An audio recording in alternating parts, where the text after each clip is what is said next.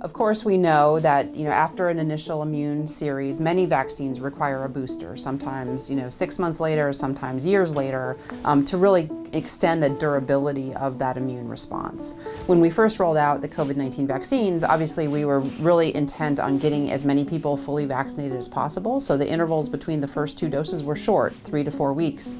So that may not be the ideal interval to really make sure that you have long-standing immunity. However, what we know so far is that while we can study antibody levels and they do decline over time, that's what antibodies do. So they have a natural half-life, and over weeks and months they do decline over time.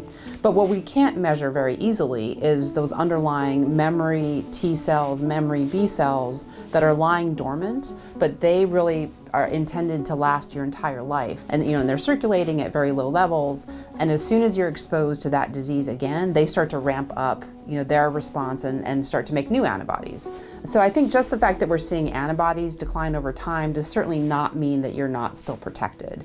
And many of the studies that we're looking at do show that while we may be seeing more cases of COVID in vaccinated people, a lot of that is because there's just so much more COVID, and it's spilling over from the unvaccinated to the vaccinated. But the vaccines still do seem to protect very, very well against severe COVID, hospitalization, and death, even 8-9 months after someone completed their first series.